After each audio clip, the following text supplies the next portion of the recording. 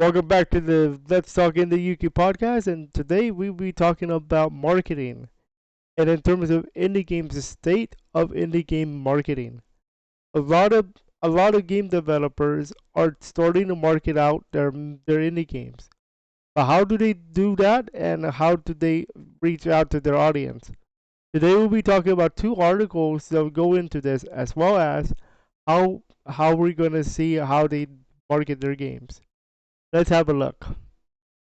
So today we'll be taking a look at the following. Where do indie game devs present their games? How do indie game devs market their games? We're gonna read on two particular articles, amazing opportunities of indie game market, and in 2022, is the indie game video game market oversaturated? And then we'll talk about our third episode preview, AAA gaming versus indie gaming. How do they compare in terms of the workspace? So let's talk about the first part. Where do indie game devs present their games? Well, there's a few places that we should consider, and one of them is Steam. The second one is itch.io. And by the way, if you guys are interested in the show notes, I'll be putting them in the description below. I will go to my Google Drive. Number three, Game Jolt. And number four, there's another website where they can do that, but those are the common three. So that is where they present their games in terms of like production value. Production, like when they produce a game, they put them on these platforms. Okay, most common you're gonna see is Steam Dell because that's where they usually put them on. How is marketing handled? Well, we have to look at a few places. Well, number one, they go and market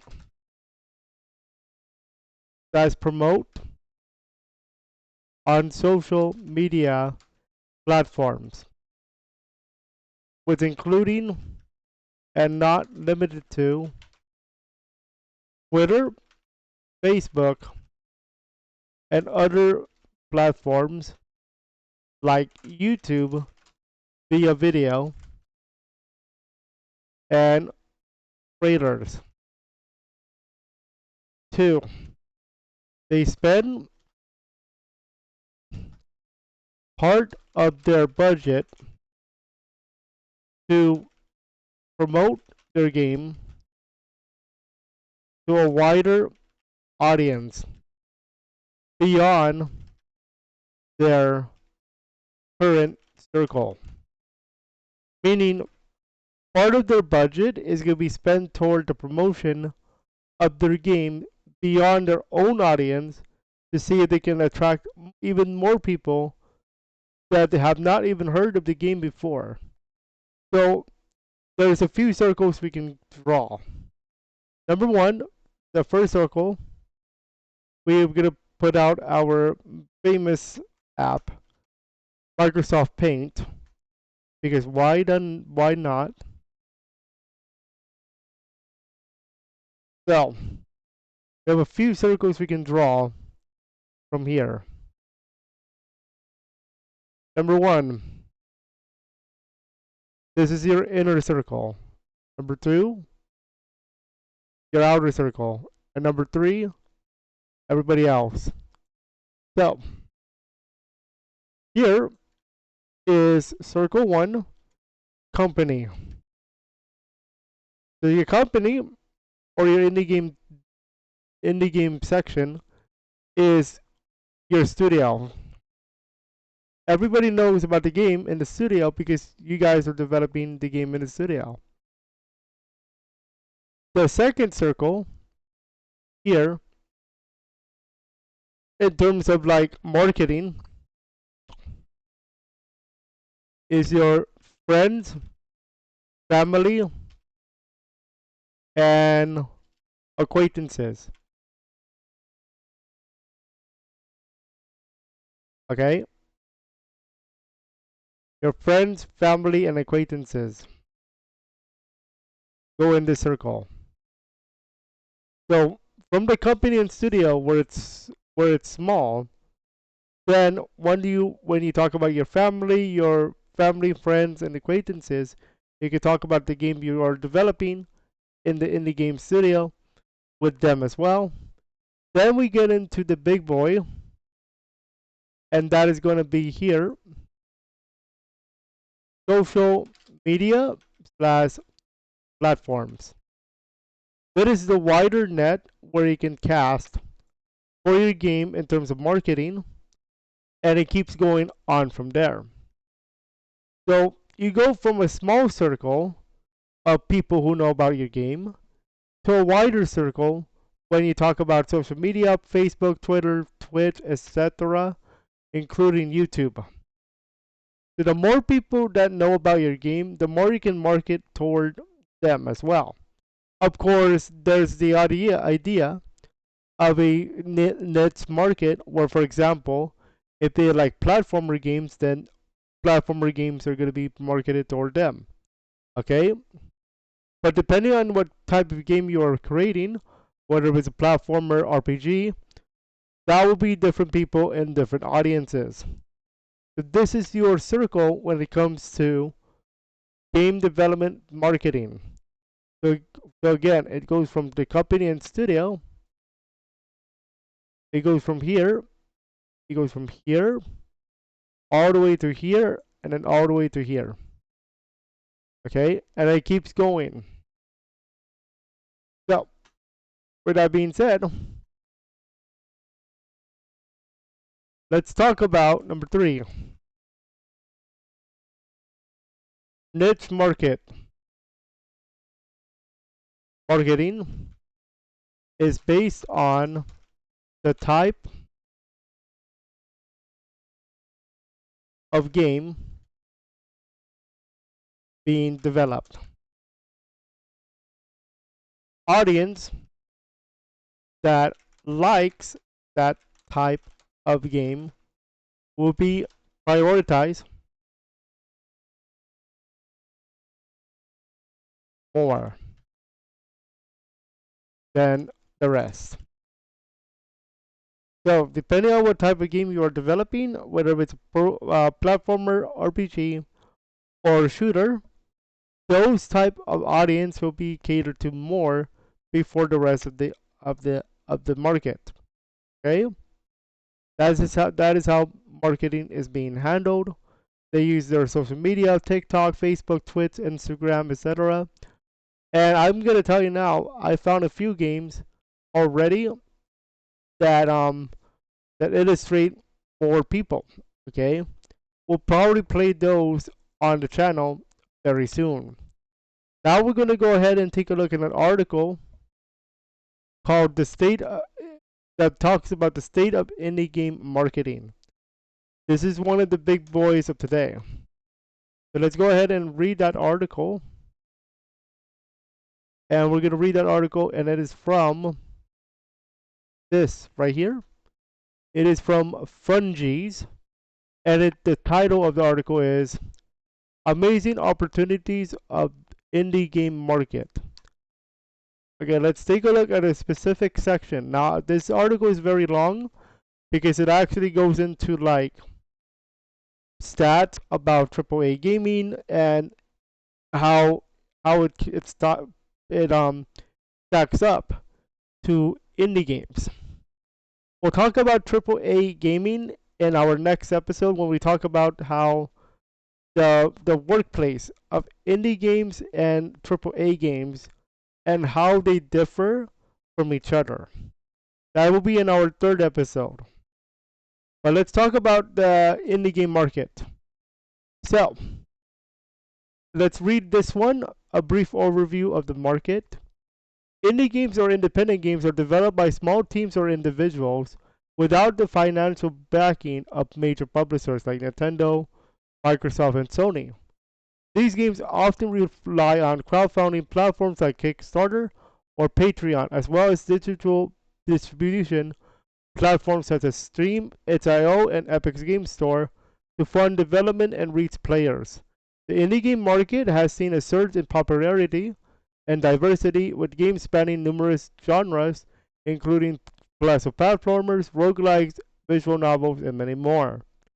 While exact numbers of the size of the indie game market can be challenging to pin down, several reports and analyses have estimated its value to be in the millions of billions of dollars. According to a 2020 report by market research firm Newzoo, the global indie game market was valued at approximately $2 billion, with a predicted compound annual growth or CAGR of 7% from 2020 to 2023. So you can see here, ladies and gentlemen, that the value of indie game marketing is going up, especially in 2023 with the rise of indie games and consequently the way that AAA gaming nowadays is being handled, especially with the way that Modern Warfare 2, if you guys see me play Modern Warfare 2, the look at how they're starting to look into microtransactions and pay to win elements. A lot of that is actually contributing to a lot of people leaving AAA gaming and jumping into the ship of indie gaming. And we'll talk about that more in our third episode. But let's take a look at the state of indie game development according to this chart, figure 1.1. Indies are shipping in less than a year. Shipping in terms of like project time from start to ship. Start to ship meaning like with you get to play. The way that they do this is by how many people in a team. The 1 to 9, 10 to 49, 50 to 149, and 150 plus. Okay? So here is the chart. So as you can see here, indies are shipping in less than a year. Length of project time from start to ship date. As you can see here, if it's a less than 6 people, less than 6 months, 1 to 9 people, the percentage is about 10%. The number 15 to 10% here. If it's a 10 to 49 people in the development studio, it's even lower, and 150% and 150 plus people later on. Okay, for an indie game.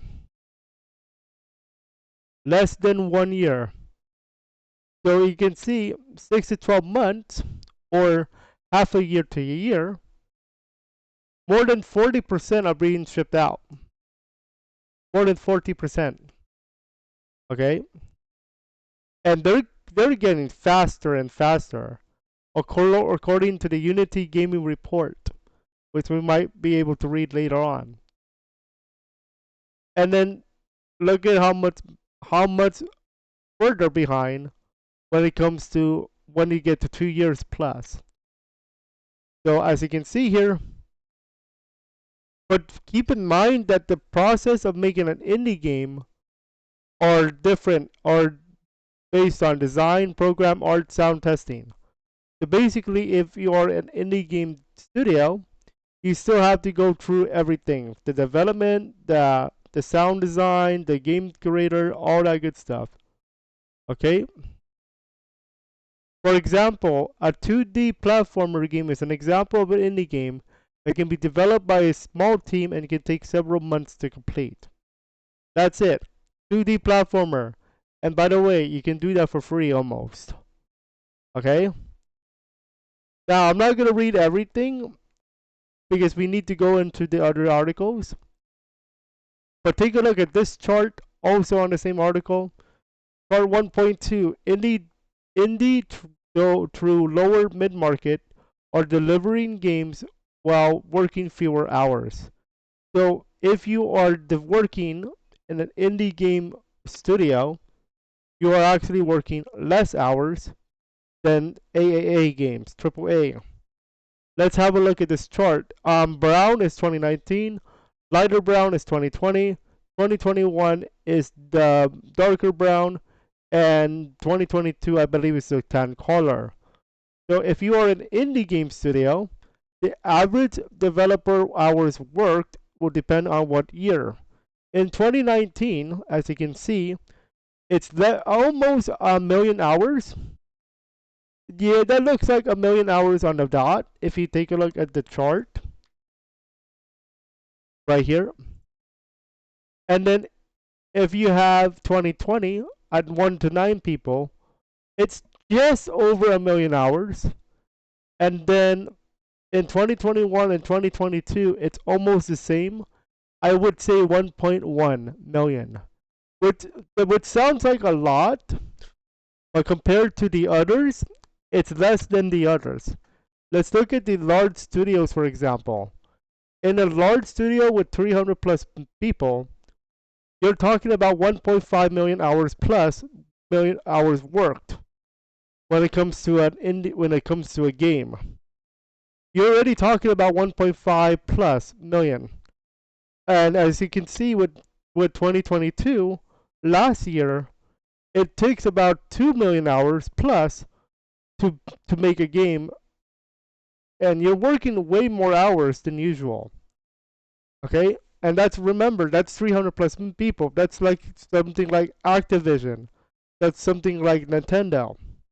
Large studio. That's a very large studio. And remember, your work is different based on your position. We'll talk about that in our third episode when we talk about specifically AAA versus indie.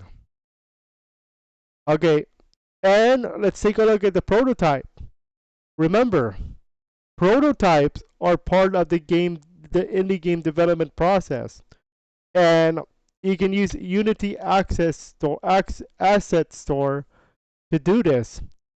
If you are starting out game development and you have no idea of how to make a map yet, it's okay to start as a prototype, because pre-made assets are used to make a prototype, and you can use the Unity Asset Store to do so, and it's faster if you're doing an indie game.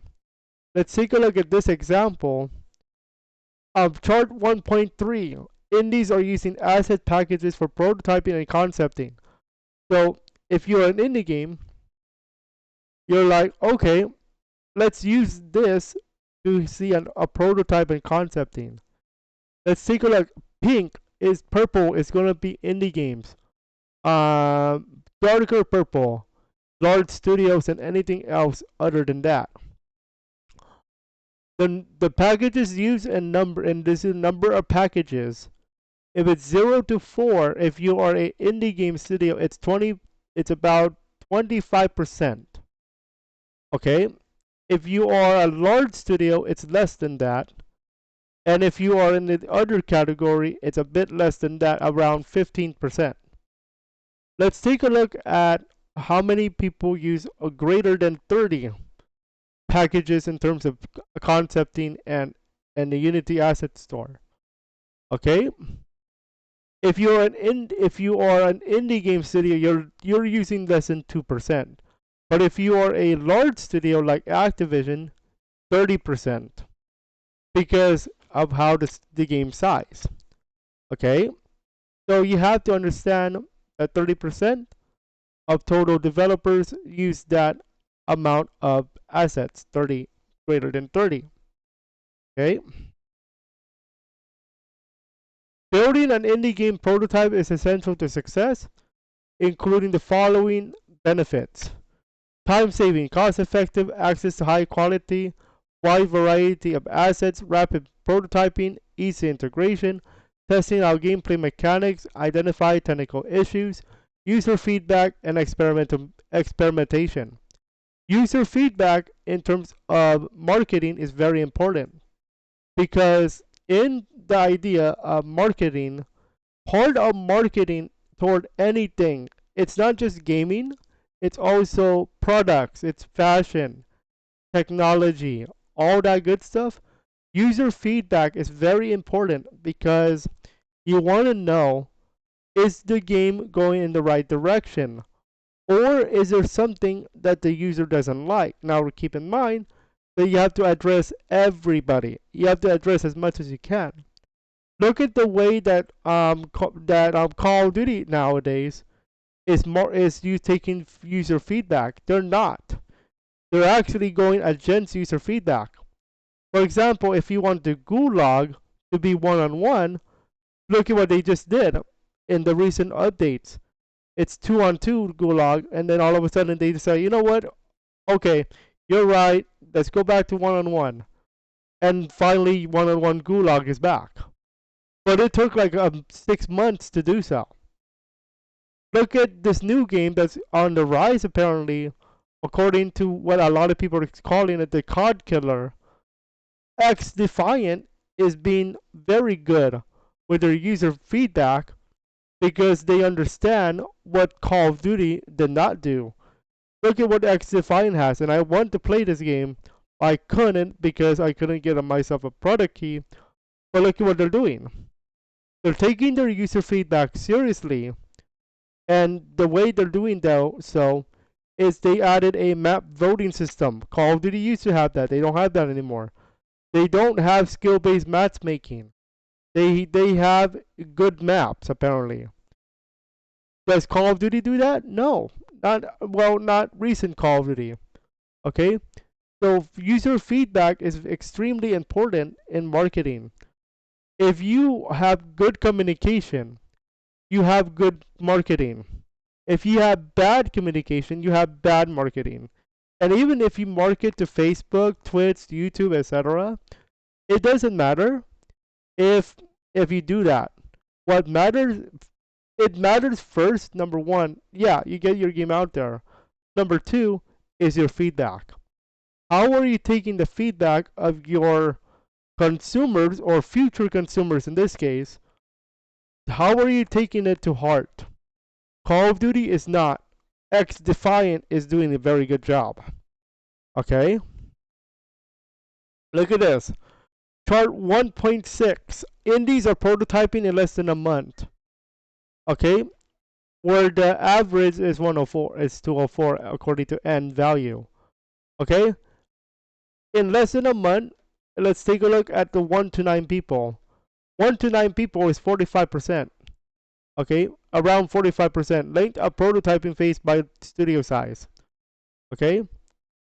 In the middle, we have 10 to 49 people where N equals 40 to 79. The 50 plus people where N equals 71. Okay, so less than a month is going to be in the middle. The 10 to 49 people, around 49%. And 50 plus people, or it's just under 40% at 39. Around there. My eyesight might be a little bit off on that one, but around there. Less than 3 months due to the prototyping stage. We have around 38, 39% there for less than 3 months. But look at 6 months or greater. Okay, 6 months or greater. It's less than 20% except for 50 plus people. Prototypes tend to be done in under 1 month if it's an indie game studio. So if you're prototyping a game and in terms of the marketing, if you are an indie game studio, you're done in less than a month. Okay, next, choosing the right DevOps tools to help you with go to market. Development operations is a tool that can help you out with that. I'm not going to go into depth on this, but basically, faster time to market, increased productivity, cost effectiveness, social scalability, improved collaboration, greater visibility, continuous delivery, faster bug fixes, better security, improved customer satisfaction. Okay? So, chart 1.8 is talking about get to their markets more quickly, including based on DevOps. So, let's take a look. Makes quicker releases, fastest time to market at around 69-70% there. That's not bad. Quality improvements goes to 64%. And that is based on DevOps to shorten the time. Improved communication and collaboration, 44-45% around there. Increased security, very important, around 39, 38% there, and makes development less tedious, around 2% if I'm reading that correctly. Using already made DevOps tools would shorten the time to release a game. Okay? Mobile market is also a thing, but I'm not going to talk about mobile market because that is almost the same way. Let's go ahead and read. Look at this one. This is important too. In chart 2.3, indies around the world are starting more games. Let's have a look at this chart, or in this map chart. As you can see here, the United States is in the green, and then we have other countries that are getting into the gaming scene. Okay, let's take a look. New indie games have grown significantly in several countries over the past year, including Romania at 85%, Poland at 82%, India at 68.9%, and Ukraine at 66.9%. So you can tell that it's not just the United States getting in on the indie game scene. We have these other countries that you didn't think that would be in the indie game scene, including Ukraine, India, Poland, Romania, and Kazakhstan. Okay, and Kazakhstan has a lot, 115.7%. Okay,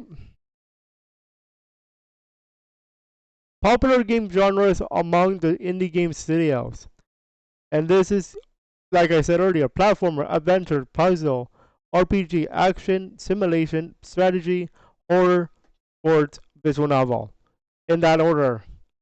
And most of the time, you see me play indie games in the sports category, sometimes in the platformer category, and sometimes in the RPG category. We'll talk about them in our reviews soon. But as you can see here, these are the types of games that indie game developers will tend to go to. For example, Hollow Knight is a platformer. Okay, Night in the Woods is an adventure game. Tetris Effect is a puzzle game. Stardew Valley is another indie game that I played by myself. That's very good game, by the way. RPG. So these are examples. So chart 2.5, platformers are popular among indies, with massively multiplayer online games are favored by studios with 50 plus people. So take a look at this chart, and as you can see, look at how much are in the 1 to 9 people category when it comes to action, adventure, and RPG. So 1 to 9 people indie game studio tends to go into the action department for marketing, or for gaming in general, with adventure and RPG just in third and third. Okay, so a lot of people tend to go to these games. Okay, and that's the article. So there's a lot of charts to read there, and it's obvious that we have to do a lot of looking around, but we have another article, so let's take a look at that.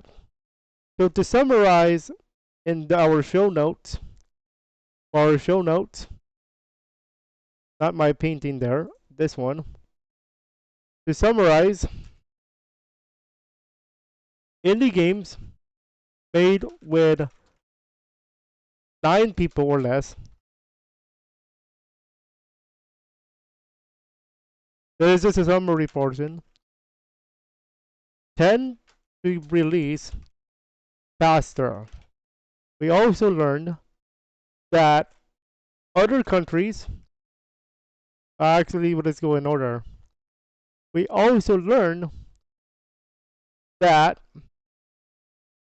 prototyping is faster. Prototyping is faster. Time to prototype and market is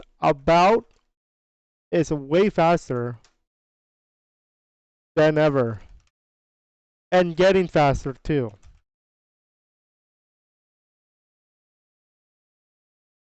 Then we talked about how that's a way less than a month. And at the time the market is also faster. Time to getting in the market state is faster. And time to release too.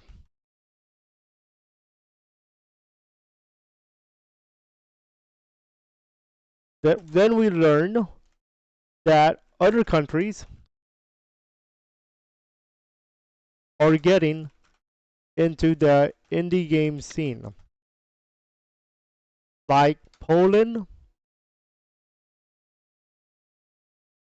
and Romania.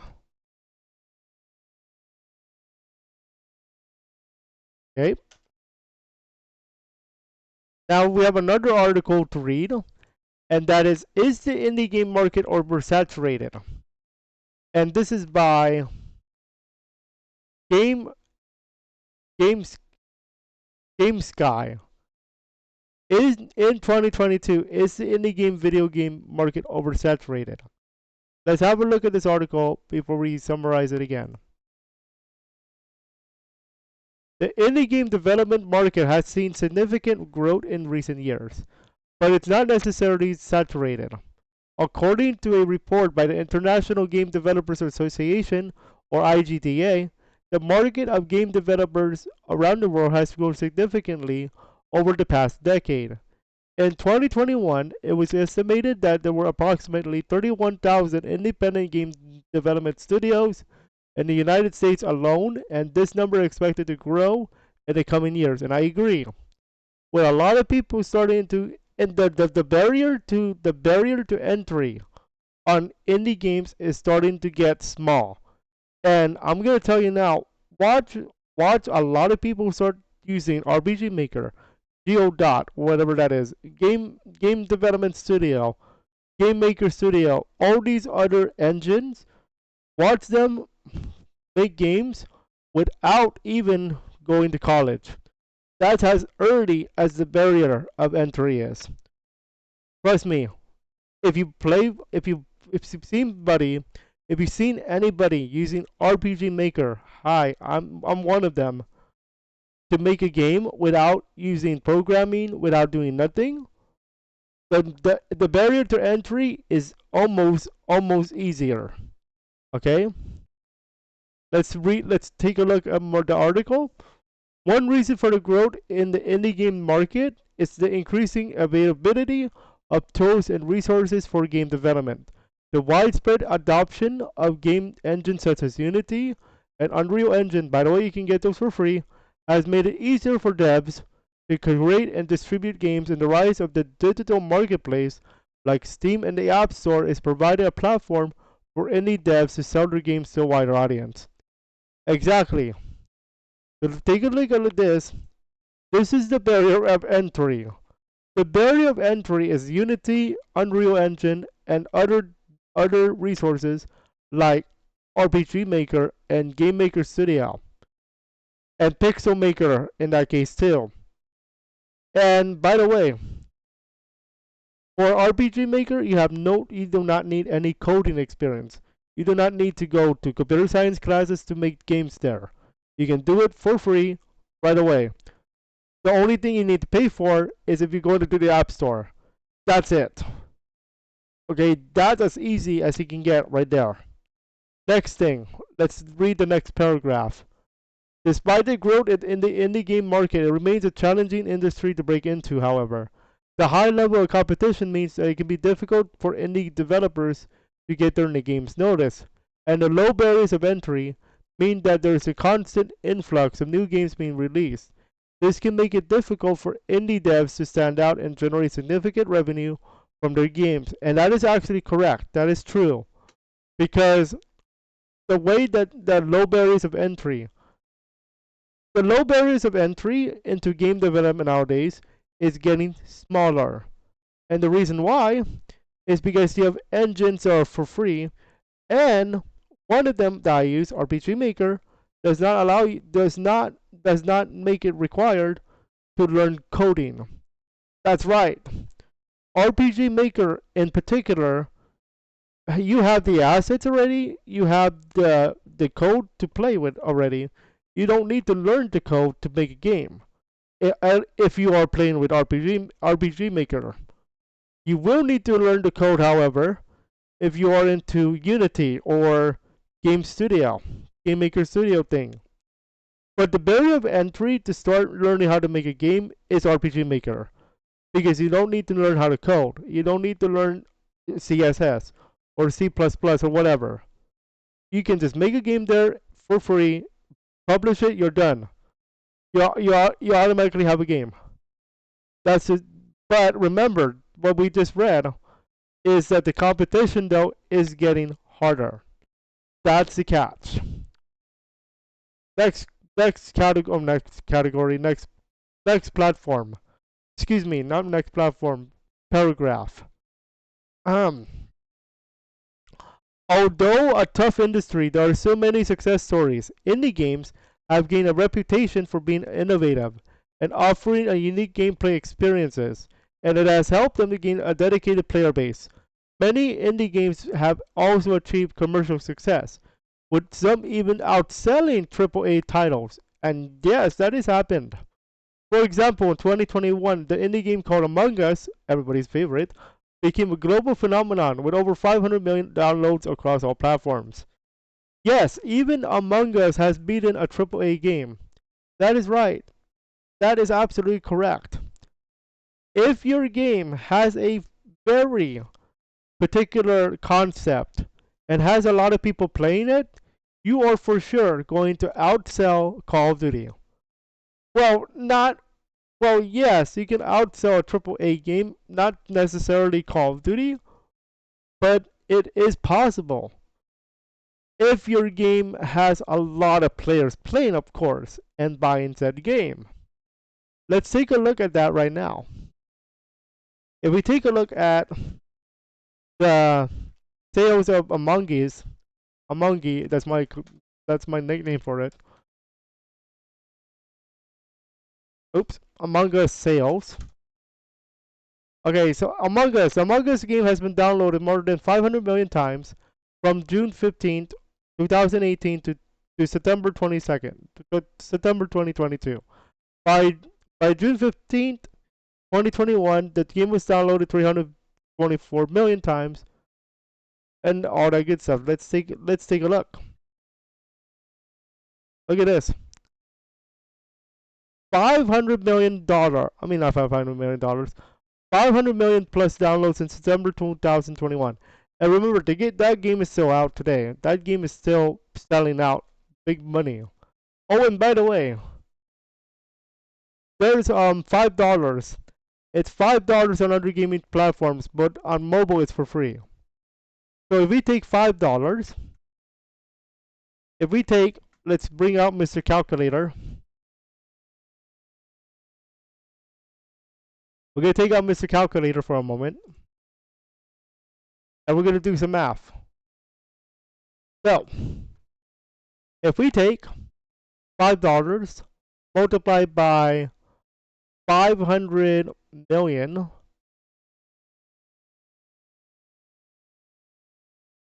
like that I believe, that is 2.5 billion I believe, dollars there.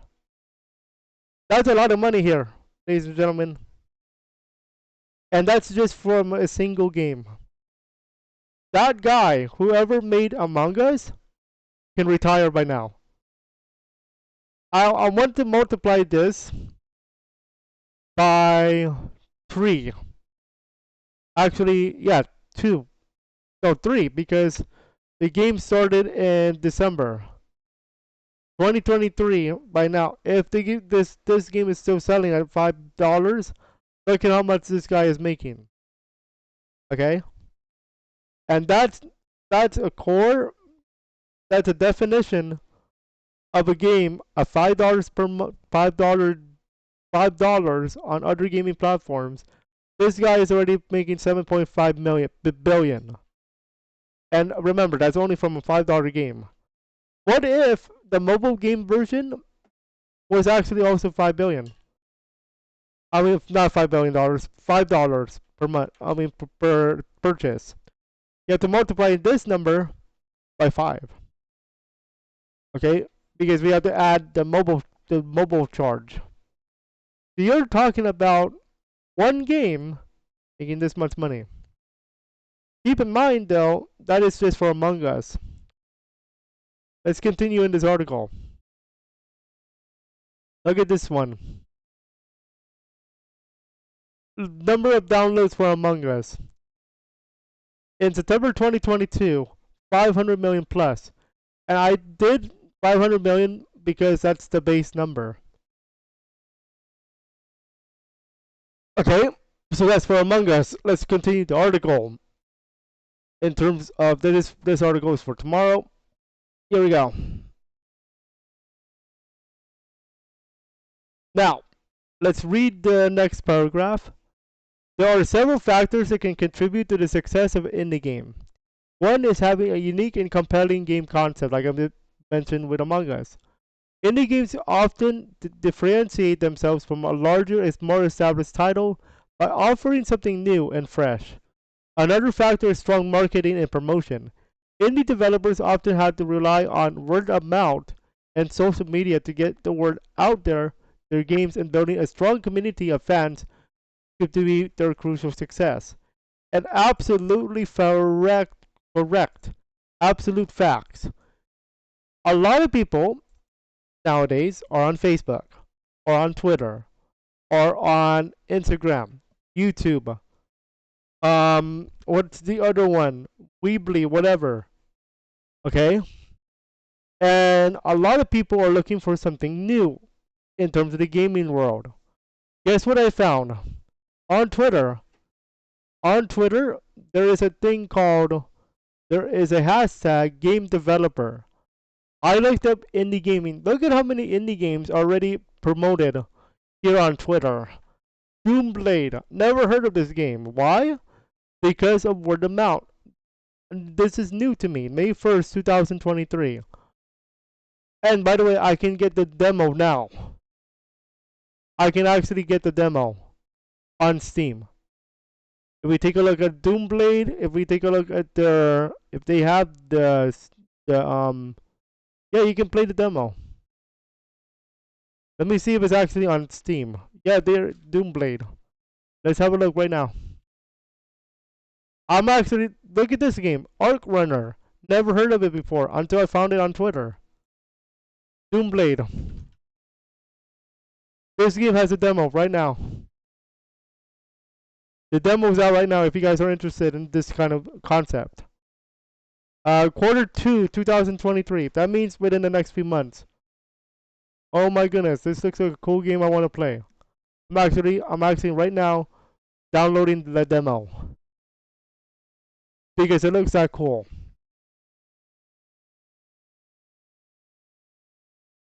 Oh, and by the way, it's only 5.1 GB. Oh yeah. So on Twitter, it's there. Facebook, YouTube. They probably have a YouTube page. Let me see. Yeah, look at this. They have on Twitter. They have one on YouTube. They call it Iceberg Interactive. Let's have a look. Let's have a look at this game on the YouTube. Iceberg Interactive. It's an indie game studio. Look at this game. This game is coming out 2023. Whatever this game is, from January 24. They have a lot of videos, including this game, Vikings. Never heard of this game until now. Early access, November 8th. I'm not sure what year. Oh, this was last year. Probably already out.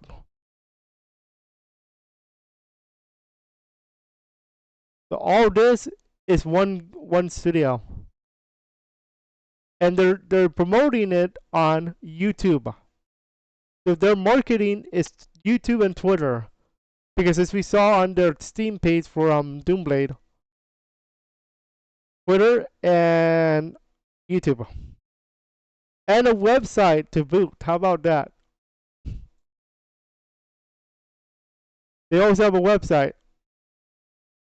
Look at this. They have their own website too. So make sure you oh yeah, they even have a press kit. A press kit, ladies and gentlemen.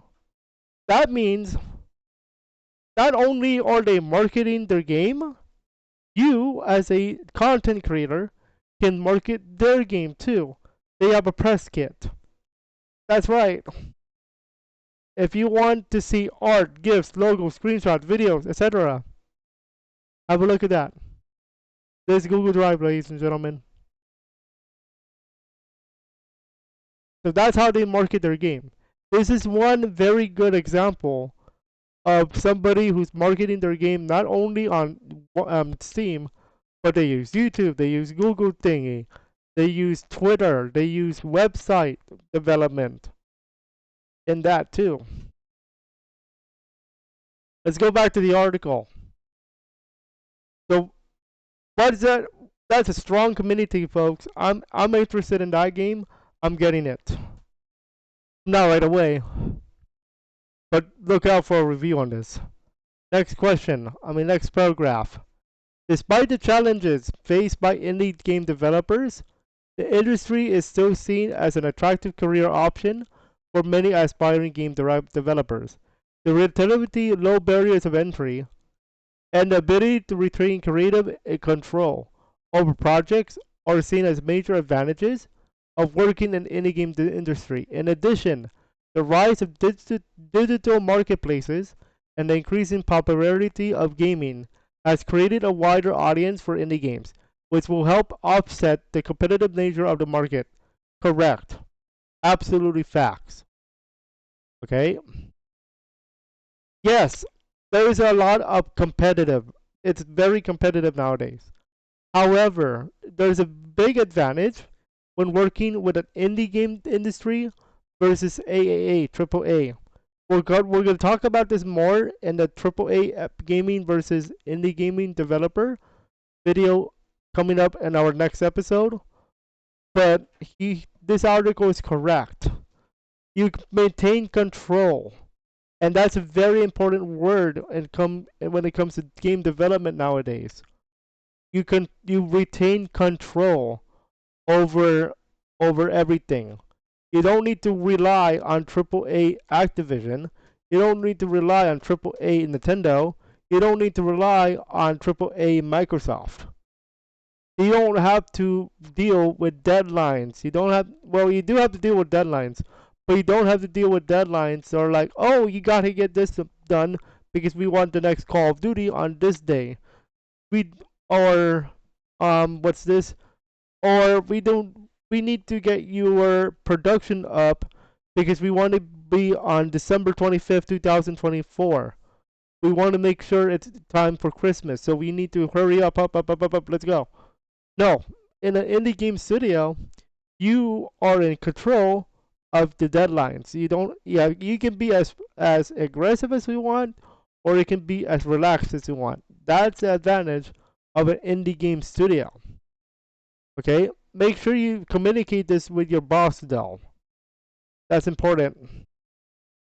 Finally, in conclusion, while the indie game market may be competitive, it's not necessarily saturated.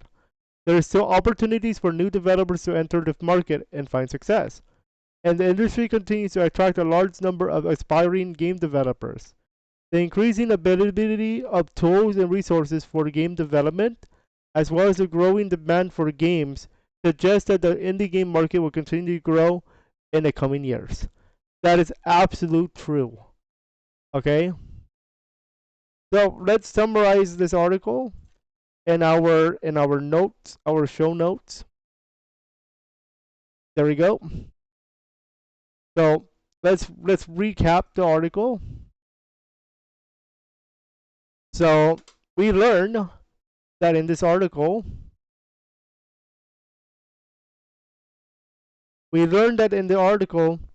that the indie game development market has been growing and will continue to grow.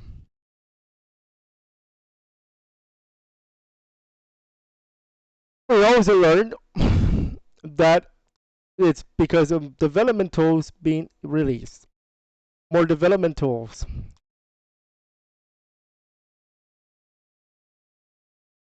Open to the public. This includes Unity, Unreal Engine, and RPG Maker. We also learned that indie games can have success and low barriers of entry. Low barrier of entry allows more devs to join the fun and the workplace. Competition is high, but creativity is higher. We also learn Among Us, oops, is a example of a success story in the indie game field. And we also learned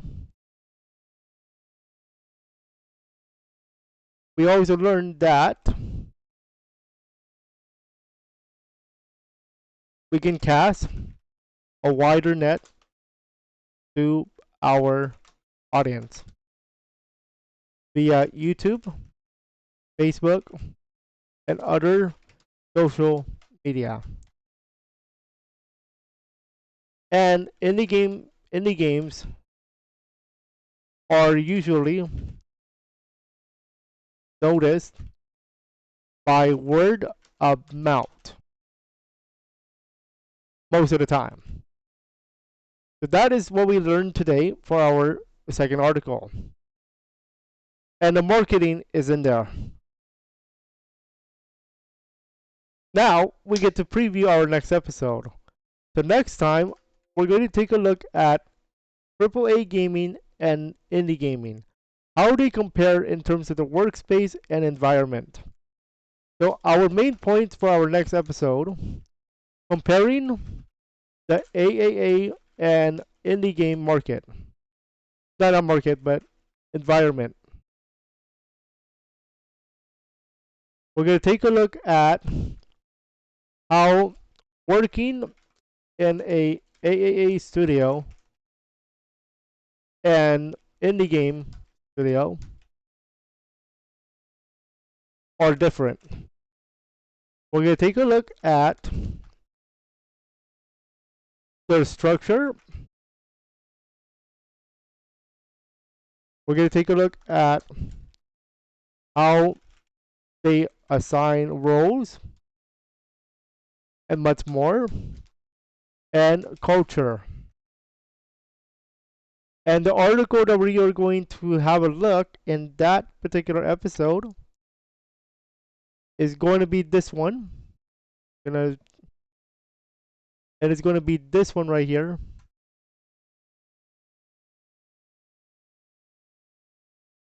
If we're going to take a look at this article, right here, from GC Spectrum, should I work for an AAA or indie game studio? We're going to take a look at this article in that episode. If you guys are interested, make sure you guys leave a like, subscribe, and if you have any questions, feel free to leave them below because I do plan to do a Q&A in terms of the episode, one of these episodes. And then in the future, we're going to start reviewing indie games as part of the show. Okay? So we're going to take a look at this article in the next one. We'll see you guys on the next one. Don't forget to live life on the indie game side of things.